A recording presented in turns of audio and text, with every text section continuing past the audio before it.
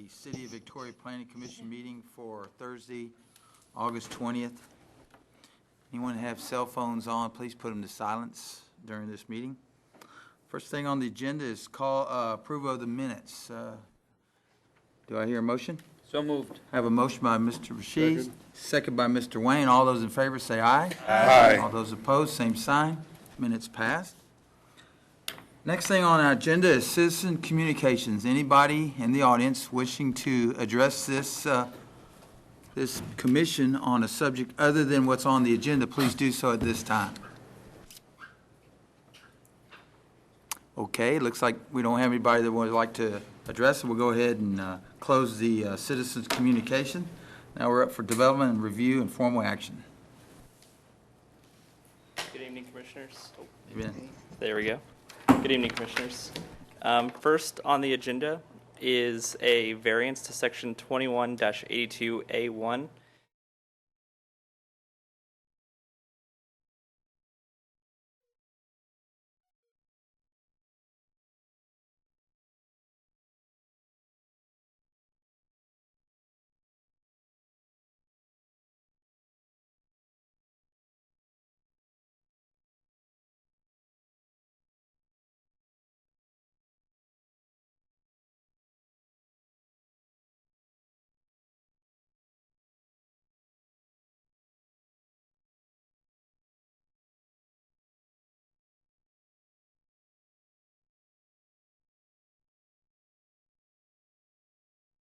One single-family residential lot.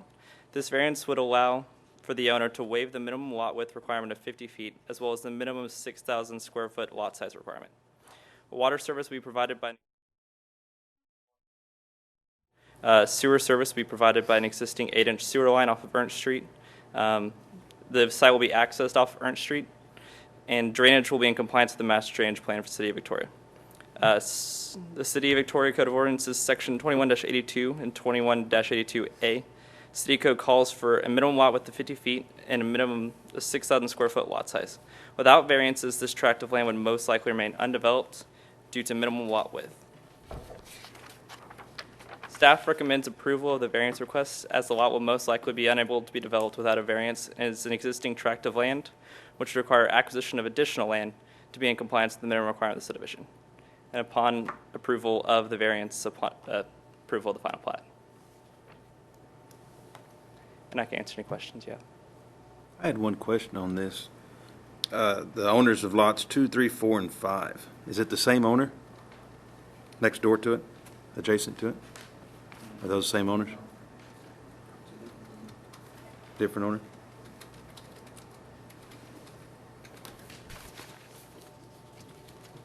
I'm just curious if this, instead of a variance, if these properties just be replatted. I don't know if that's. I'm not sure. Are we going to be facing the same thing on 2 and 3 and 4 and 5 with the adjacent owners? Is it something we can knock out all at once? Looking at the picture. Oh, you're looking at the, I was trying to figure out what you were looking at that had the lots 2, 3, 4, and The 5 aerial. on. Okay. You look at lot 1, then you have 2 and 3, which are also very narrow. Right, 4 and 5 are very narrow. right. I'm not And sure. those don't meet, I'm assuming those don't meet. Those don't meet lot standards either. If it's the Commission- same owner, would it make sense to replat that as to 3 lots? Right, they're separate owners. This area, Ernst, Lastro, Mance, all of those streets in between Goodwin and Wan Lin, developed 100 years ago, unplatted most of it, and were originally carved into these little bitty stretches, pieces of land, and so we've done a number of subdivisions over the years. Some people have been able to cobble a couple of those lots together to get over the minimum lot size, and so we've done some other variances in this area before. Those But- lots were originally, I think, done that way for like shotgun houses. Right, exactly. And so, as whatever was on this lot, burned down, demoed, whatever, as those lots are getting redeveloped, we're now facing, these variant sort of situations in order to see them reused again. But we're trying to trying to make an old development fit new regulations, and it just really doesn't work. So, but I'm not aware that they own any of those other lots that you're I seeing was just curious listed if on there was there. something we could do all at once for the same property owner. Right. We would have made them do that if that was the case. And you can see the lot that's to the north of that says 1, that's the Moore subdivision. That's Right. obviously someone that was able to pull several of those lots together and Make one and plat. plat it or into one big plat. lot. Okay. So, Just trying to be a little proactive with it if we could. Okay, is there any, Question for you. The lots that are 1, 2, 3, 4, 5 that are all little narrow things, if 2 was added to the one that's highlighted in red, would it then be compliant? yes, sir. This lot is, what, about 40 So feet? then we would have 2 compliant lots next to each other. It would require them acquiring. 2, 3, I'm sorry, 3, 4, and 5 would make a compliant lot. Yes, sir. Yes, sir. So it's feasible It's with with willing sellers. small amount of money to make one compliant. Yes, sir. Each of these lots appear to be about 22 feet wide, so you could pull 3 of them together and have your 66 feet, which would be more than enough. Proper, If problem you've is not got, the same if you've got property owner. willing landowners willing to work together or sell or whatever, yes. In this particular case, we have 2 of those small Yeah. lots that are Do together. you know if 2, 3, 4, and 5 are for sale? I do not know that answer. Do you? I don't know if they're for sale, but another barrier we have on the property ownership in this area is a lot of these properties that aren't developed and are having trouble being redeveloped is sometimes there's title issues too. So combining properties are not always as easy as it seems.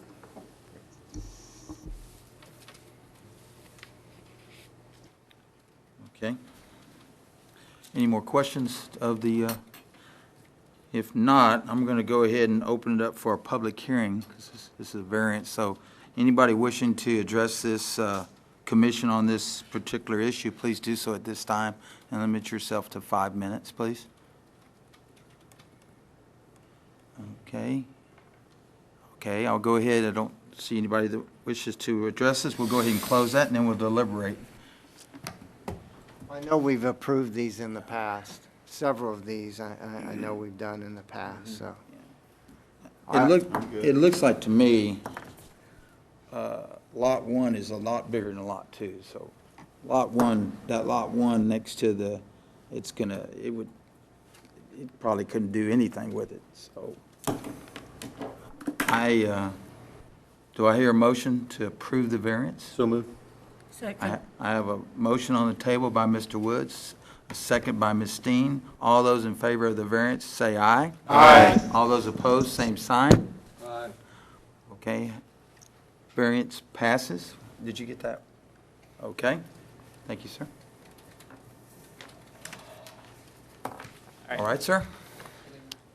Well, so that approved the variance. That- We'll need another motion to approve the Final final plat. plat. Right. With the condition that, So Council moved to pers- approve the final plan. Okay, I have a motion on the table to approve the final plat with the wording that we have to have. Do we need a, actually, we've we simplified said that we, for you. sir? We've simplified. Yeah, I that know for we you. did. I know. You I just just- need a variance, you approve the variance on the condition that city council approves. Right. I'm sorry, you approve the plat on the Plat. condition that the variance is approved by city council. Okay, got it on the table by Mr. Woods, second by moved. Ms. Steen. Did you second it? All those in favor, say aye. Aye. All those opposed, same sign. All right. Final plat approved on conditions of approval by the city council. Next on the agenda is a variance to section 5-149A1A5, which requires a freestanding sign to have a minimum setback of 10 feet from the property line to the closest point on the sign structure. This property is located at 516 North Main Street. It is the north one half of Lot 2 and Lot 3 and 4, Block 117, original town site. This is First English Lutheran Church. I apologize for this aerial. I didn't notice till just now that it's actually the incorrect one. The one on your ones in front of you is the correct one, though.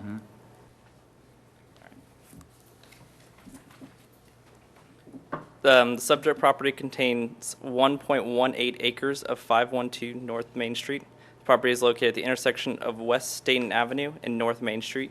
The owner wishes to apply for a variance to waive the minimum setback requirements for a proposed sign. There is currently an existing sign in the right-of-way that will be removed if the proposed sign is approved. The variance request submitted by the applicant indicates that this type of construction would not negatively impact the adjacent property. The existing sign for the church currently has a setback of 2 feet 11 inches. The variance for the proposed sign will allow for the owners to install a new sign and keep the same setback as the currently existing sign. The proposed variance would allow the property owner to erect a new sign that would be 9 feet 6 inches in height and 12 feet in length. And here's a picture of where they're proposing to put it. It'll be directly behind the sign that's there now. Staff recommends approval of the sign variance request, as it is a replacement of an already existing sign, and rejection of the variance would place an unnecessary hardship on the owner. How would it place an unnecessary hardship on the owner? Let me also clarify something. There was a little mistake in the staff report. The existing sign is not in the right-of-way. It's just within the required 10-foot setback. I'm sorry, your other question, your real question was... Well, why is it a hardship to the owner?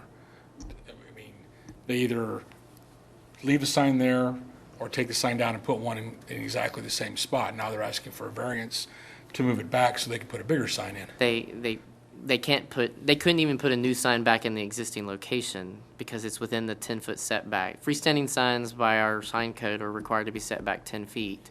So the existing sign is already within that, and they are asking to put a larger sign, but they're not actually increasing the violation of that existing setback. The drawing shows you that they're going to be 2 foot 11 from the sidewalk, and the new sign will maintain that small separation from the property line. So they're wanting to put a sign in that's twice the size and digital. It's a digital sign, yeah. So they don't have to take the sign that's there down now. That's true. They do not. They're asking They're wanting to take it down so they can put a big digital sign in place. And what is the size they're looking at? It's in here. 9 feet by 6 inches in height, and then 12 feet in length. That's almost like a digital billboard, huh? Yeah, just It just reminds sitting on me the of ground. that. For the sign though, it has it has like an area around it. The whole thing is not the actual sign. There's like a base to it. They have another one on the other side of the building, but not the electronic sign, but the same kind of display setup. So is it like one of those electronic reader boards? Yeah, it'll have an electronic reader board in the middle, and then it'll have a actual sign on the outside. Stationary or like sign. Like a kind of like a stonework kind of, almost looks like a little house kind of thing. And this will be electronic, is that what you're saying? This like the actual piece that is a sign on it will be electronic. Yes. Do we have a drawing? No. I So thought we dealt with this. it's going to be, and I guess maybe I'm confused from what I read. I got the impression this was going to be a digital sign, not a scrolling sign. That's a digital, yeah. Not like the ones we see at at some of the intersections. I think it's just going to be scrolling messages and so forth. car dealership? So it's not an LED It's sign? gonna be that's like going- the high school signs, I guess. You've got a masonry sign that says, Yes, yeah, sir. maybe if you open up the public hearing, they might be able Well, to. yeah, you're close. I can't. It's a Sir, digital. I'm sorry. Could you state your name and your address, please, sir? And My name is Alfred Reinhardt. I live at 204 Castleaway. I'm the president of the church council at First English Lutheran Church. Thank you, sir. Okay. The sign that's there went in, I think, around 1996. It's simply I think it's about 6 foot wide, and it has the little letters that you manually have to go in and take them out and I put a message on that sign every Monday morning, a different message on that sign every Monday morning, and we try to put something that's, very thought-provoking. So the congregation decided that they would like to have a digital sign. And so we will use it then to put the message up there every week. And then we've got a school moving in, so we'll put some messages up there for the school. The sign itself is 4 by 8. And if you just put the sign up there by itself, it doesn't look like much. I mean, it's just a 4 by 8 digital sign, and you can move the letters across it, or you can put something on it and leave it there for like 6 or 8 seconds, and then take it off and put something else. There's all on digital signs. There's all kinds of combinations which you can do. The problem is that right there in that part of our parking lot, you could see it on a little bit of it on that other picture that you had. Just push right on The what? You see that the front of that church has a circular driveway where people can drive in and let somebody off if they have to be close to the door, and all of that around that driveway is a sidewalk, and so with the sign being the base of it's going to be about 12 foot wide, and in order to avoid coming way out over that sidewalk, if we just move it back, then we can basically keep it in the flower bed. If we move it too much farther off of the street, then you wouldn't be able to read it. As it is right now, if we put it where we're asking to put it, you can actually start to see the sign when you're at the intersection of Staten and Main Street. And then as you approach, of course, you'd have time to read the sign before you pass it.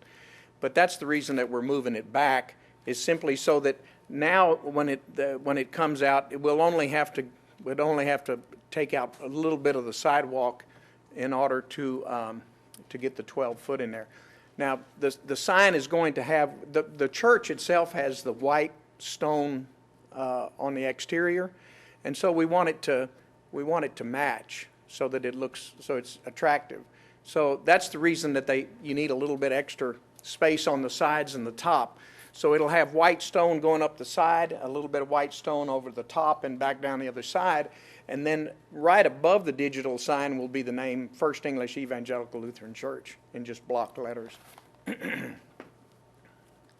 Yes. I'm just trying to be clear, the new sign will be where where I can't. Yeah, it's pretty. By that red arrow. See, it says, Yeah, it's. Oh, okay, I'm sorry, I didn't see it. I see it now. Yeah, you see where the banner It's is? just a bit, yes, sir. It's going to be really just to the left of the banner. Where you see the left-hand pole of the banner, that's going to be the right-hand side of the new sign. How much further back would it have to go to make it compliant?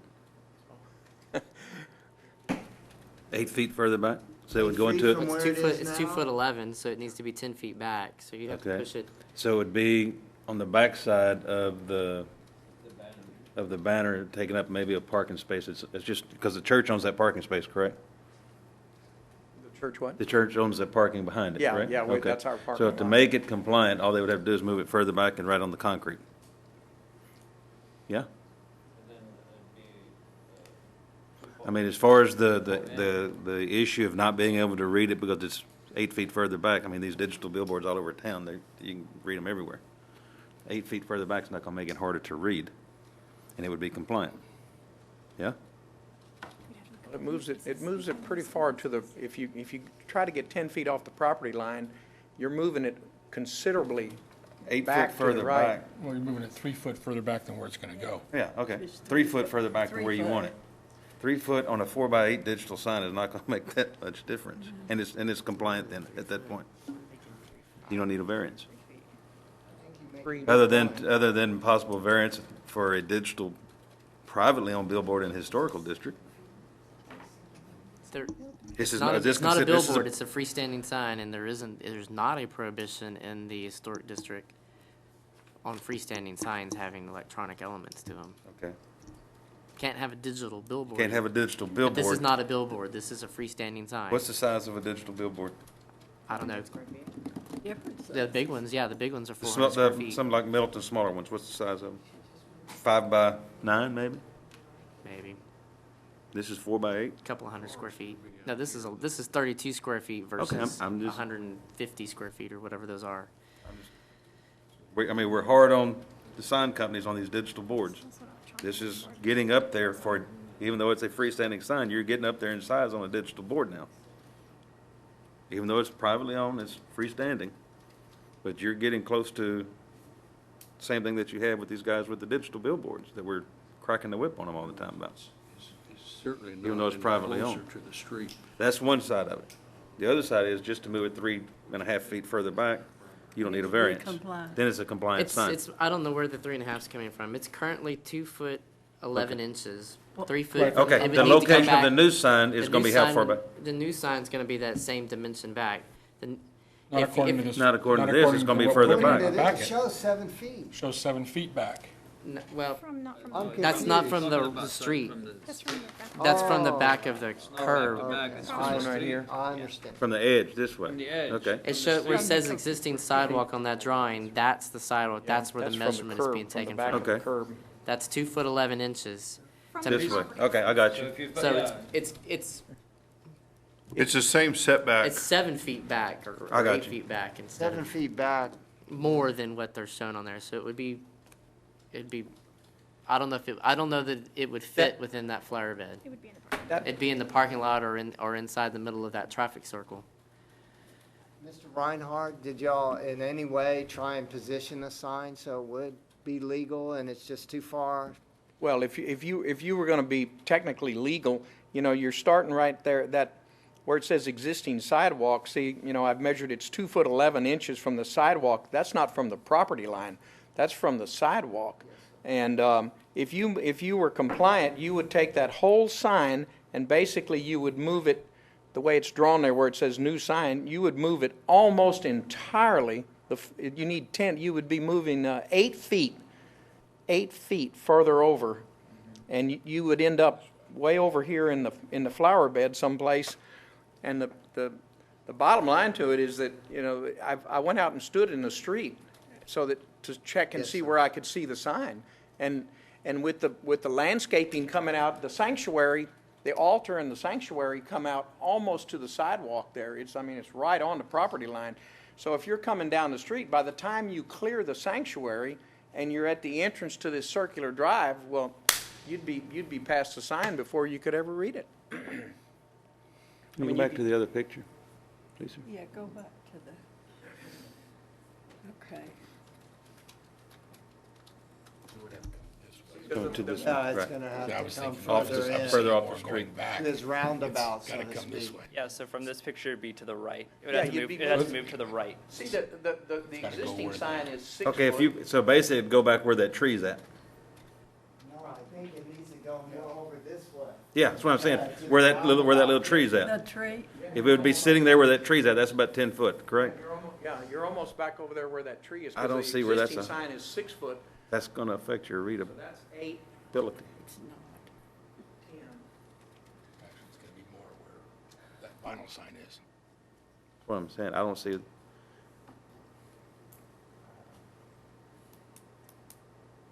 From staff's perspective, we did look at this. The church, because there weren't building lines when the sanctuary was built, it is up really close to the property line. And when you're driving down Main Street, you wouldn't see the sign until you were up on it if it was pushed back. Okay. So, but Is you know, it, Can you put it further down the property, into the parking lot area and put is it? it mainly because of the plants around it that you couldn't see it if you no, moved it's it because the back? church Yeah, I building know the blocks building. Yeah. blocks the view of it, and until you're right up on it. Obviously, it becomes a matter of opinion beyond that. It's not a matter of opinion that you have to pass the church and get far enough past the church in order to see the sign. But beyond that, of whether you put it further back and whatever, it's opinion. I'm gonna throw this out there, ideally, if they went to the other end of the parking lot and put their sign there at the corner of their property there, You could see it. you real could see it good. a lot further down the street, you wouldn't need a variance, put it 10 feet back off, and they would have a lot more readability there versus a non-compliant sign trying to put it this close. Have y'all thought about that? Well, it just, You'd have well, cars first of in- all, cars in the way. we're struggling with parking as it is, and We're not ever wanting to give up any spaces because we have limited parking as it is, but it's just so much more attractive where it is, because we'll have to change the landscaping around it a little bit, but it's just so much more attractive, right there in that area. If I move it down there on the way down there on the corner, if I understood the sign people, I run into a little bit of a problem, I think, with the Wi-Fi connection then, because everything is run off of it's a wireless kind of a connection, and the office is right across the street, and that's where we're going to have the computer to put the message in and everything. And I believe that the way I understood that is I start to run into a little bit of a problem with the Wi-Fi connection, or the Bluetooth or whatever it is that they use You're right, Bill, once you to communicate with the sign. Yeah, but you can't, I mean. In the it's a new one-on-one location, or case, the I mean. proposed new location, you're still going to cut down quite a bit of the shrubbery, aren't you? Oh, yeah, we're gonna have to redo up most of all of that landscaping around there, because the sign, I believe the sign, I don't know if it was, I think there's another drawing in the stack there. I wanna say it's like 2 foot off the ground. I believe it's 2 foot is, you have to pour a slab, and then the sign sits on top. I mean, the slab at the bottom is to hold all of the brick around it. The sign itself is sitting on a pole, but I believe it's about 2 foot off the ground. And so you can't have any, you couldn't have any of these plants that are behind it. We're going to have to take all of those out and put something else in there that's not going to grow quite so tall.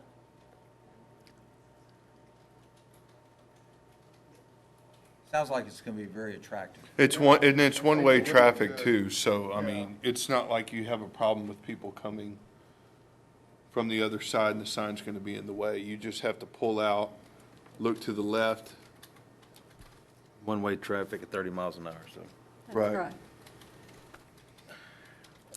I don't see any other place to put it. But does it meet all, I'm sorry. Go ahead. Does it meet all the variance criteria for approval?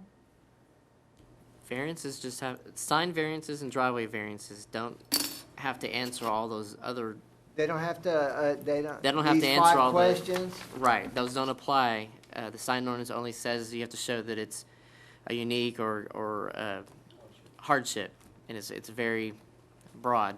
It doesn't have those 5 criteria that a normal subdivision variance would have, like you just dealt with on the final plat. I can tell you that if you, from an aesthetic standpoint, the new sign is gonna be much, much nicer than that I don't doubt sign that I have there right now with those little letters on there. And that banner is not gonna be up there, of course. Yes, sir. The school just moved in, and they're gonna start school Monday morning, so that banner will be coming down in a short time. It's just up there to announce that the school is gonna be there. Okay. Any more questions for Mr. Reinhardt? Any more? Okay. I'm going to open it up for a public hearing then. Yes, do. I'm going to. Thank you, sir. If there are any more questions, I want to open this up for a public hearing. Anyone wishing to address this commission on this sign variance, please do so at this time. State your name and address and limit it to 5 minutes. Okay. Looks like we don't have anybody who would like to address us. We'll go ahead and close that. Now I'm going to open it up for variance deliberation between the commissioners. Hey, I do want to make a statement about this. Here we are again. I understand the needs, but remember where you are. You're in a historical district. You are in the most, the original, the first, the biggest. And unfortunately, at this point, we don't have a preservation ordinance that says you can't put this kind of sign or move that kind of, do what they're doing. But 1 block down, the Methodist Church is now putting a metal building on Main Street that's going to have a sign. They're going to be back up here to see you all in a month or 2, and they're going to say, oh, well, you let them have this sign and you let them do things, a digital sign, whatever. We have, the city of Victoria and many individuals have spent a tremendous amount of money doing everything possible to make this downtown rehabbed as best as possible. And a lot of individuals have sunk a lot of money into taking an old building and restoring it down here. And the idea is it draws people, it draws tourists. We have the facts that we do it now. We know now that it does do this. It's bringing businesses of a certain type downtown.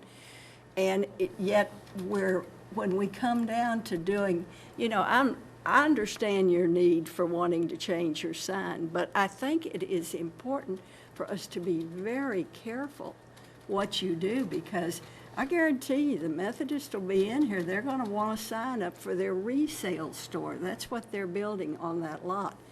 And I probably will be back up here when that happens to see you all, but around that house, around that block, there are 5 historic houses that have all been restored at a cost of a lot of money. Just by what they've already done with what they're putting on there, those houses have been, their lots have gone down in value. And this is a real, you have to really look at this. There is a plan of action now to work on getting a preservation ordinance. The county has been able to come in and do some of the work. What is it called? Certified local government? Is that okay? And the commission, the County Historic Commission, is now in the process of putting those papers in to Austin and seeing if that we can get. And then the city could very easily get a preservation ordinance to keep. Because if we're not careful, all the work that we've been doing for 30 years can turn around so fast. And this is, of course, this is something I feel very strong about because I have been involved from the beginning in a lot of this stuff. And so have a lot of you. So I'm just saying, this is my concern. I know the folks want to change their sign some, and if they want to, I mean, I can't support it for if we're going to do what's going to be doing, but I want you to realize that this action is going to cause a reaction. Sharon, that was well spoken. Jared, I understand that if they can't replace the existing sign in the same footprint, if they wanted to put something there without it having to come what if somebody, drunk driver is driving down Main Street and wipes out the sign? Would they then have to come to us for a variance to put an exact same sign back up? I don't know that well, yeah, I guess they would, because it would have, if it's completely destroyed, what is it, 50% or more, or whatever? 60%, I think. Whatever the percentage rule is, then yeah, they would be back. Well, I'm having a challenge here because I understand what the church is wanting to do and why they're wanting to do it, and I think the reasons are all good. But then I'm also thinking to myself, if this were a business asking for this, would we be deliberating it as hard and as long as we are? I hope we would. Probably not. I think it would be a lot easier decision for us all if it weren't a good organization like the church. Some things that pop into my mind is they're not requesting to put a brand-new sign up that they've never had anything up before. They have a sign up that they are using, and the weekly thought-provoking things that are up there a lot of times do cause some thought-provoking. So it is doing what they're intending it to do. What they're wanting to do is just go with newer technology. It sounds like more Sounds like they're attractive doing also. it tastefully, it's gonna be tastefully done. Yeah, it'd be more attractive than what's there even. Yeah. Blending with the church's stone and. I can tell you if it were a business, I'd be voting no. Because to me, they're wanting to do it, not that they have to do it. They're wanting to do it. They have other options. There's other things they could do. Even if it was a business, I think you have to evaluate on the request and what it makes sense at that time. Right. The issue at hand here, I think that it's gonna be tastefully done, and I agree with Greg that it's going to be a lot more attractive than the sign in existence. And I think, I don't think it's gonna change the look of the historical district, quite frankly. I mean, look around it, there is not a whole lot going on around the lot. Across from it looks like it's vacant. There's a vacant building across, on the other side that used to be the Title company. the tile company. So, I mean, personally, I don't really see a huge issue with it. I'll add something. We sat here and we voted no on other signs that were supposedly better than what they had in place. And we all voted no on that. I can't say we all voted no, but I think the bulk of us voted no. And that was that sign Mr. Middleton proposed to put up across from that HEB. And we all voted no.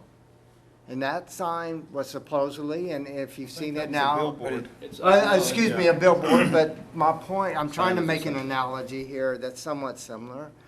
And we voted no on that particular issue because it didn't meet the current sign But there was intersections you're dealing with, there was traffic intersection, the traffic lot. So there were other criteria that actually that particular billboard didn't meet. But nonetheless, I think that billboard is up at that intersection regardless, because I think that the city council. They did. They did. So. They did. I mean, personally, I don't think it's going to change the look of the historical district. It looks like the brickwork is gonna be nice and attractive. And, you know, I mean, I don't really see a tremendous problem with it.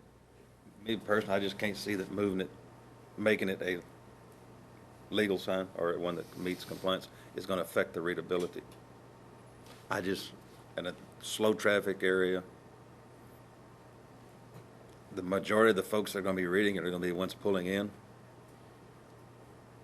Folks that are just driving by, going to work. It's there to announce things for you as far as, I just don't see where it would affect the readability timing, if you will. I don't know.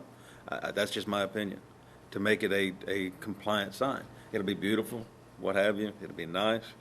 But just to get it further off the roadway to make it compliant, I don't think will affect the readability of it.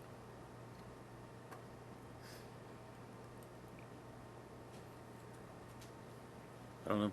I think we need to be consistent on how we're dealing with these every time they come up. It's not going to be, like you were saying earlier, it's not going to be a hardship if they don't get it. They can still put their sign up, just move it over a little bit and make it compliant, just like everybody else has to. I would have to do the same thing. I'll make a motion to approve the variance as presented. I second. I have a motion on the table by Mr. Rashid to approve the variance, second by Mr. Canning. All those in favor, I need a show of hands of your hands. All those in favor, raise your right hand. All those opposed, same sign. Right hand. Right hand. So we got a 4-3, right? 5-3. Okay. So that means, Variance denied. It can still go to city council, though. all right. Yeah. Okay, thank you.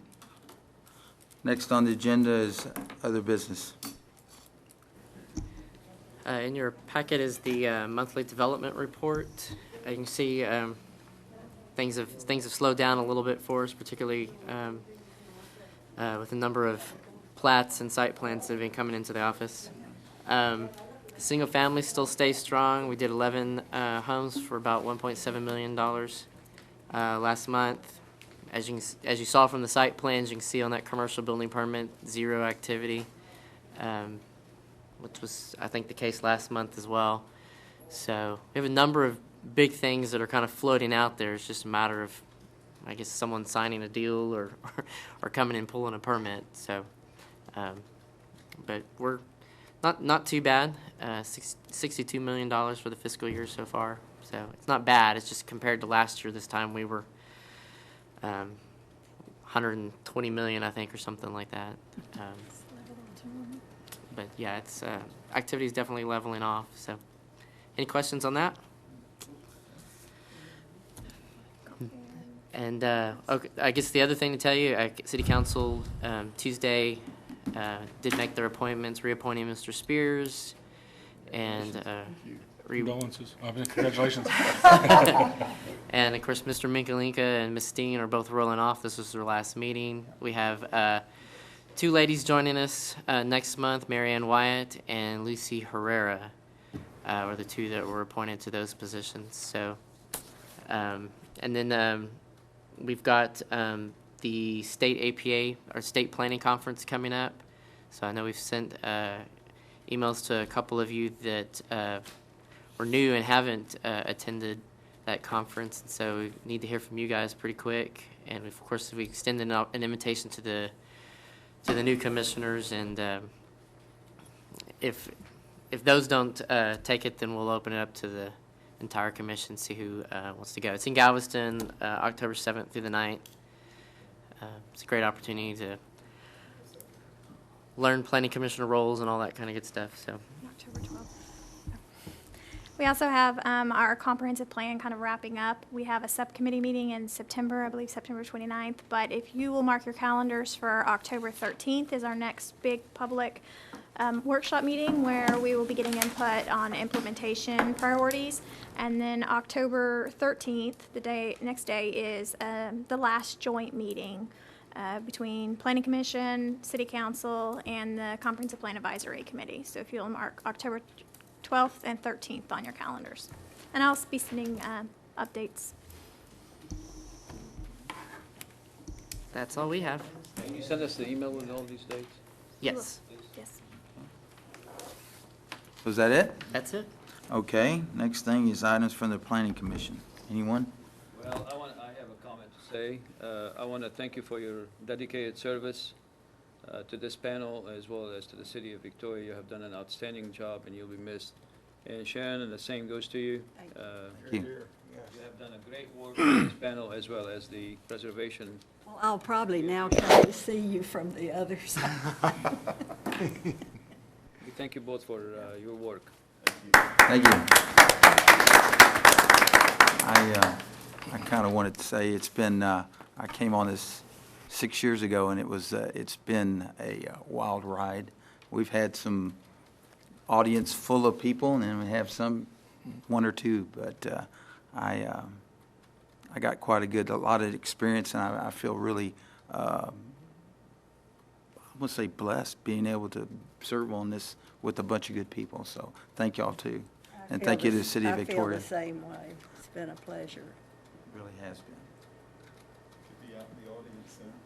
Well, anyway, let me get my last deals. Are everybody ready to go home? So if we are, Well, actually- you have something? Go ahead. Ashley Furniture has now got portable signs driving around town. Really? I just heard that yesterday. We will be sending them a letter. Yeah. I haven't seen them myself, They had- but I've heard that They had there's 3 or 4 of two them or- oh, three or parked out four. back behind their store next to the fence so you couldn't see them, but they pulled out almost like a squadron of Spitfires pulling out. They pulled out and turned all their different directions. Motion to adjourn, sir. Okay, I have a motion on the table by Mr. Woods. Do I have a second? Oh, yeah. Second by Mr. Caldwell. All those in favor say aye. Aye. All those opposed, same sign. We're adjourned. Thank you all. We can't agree. Yeah, we can agree. I see you.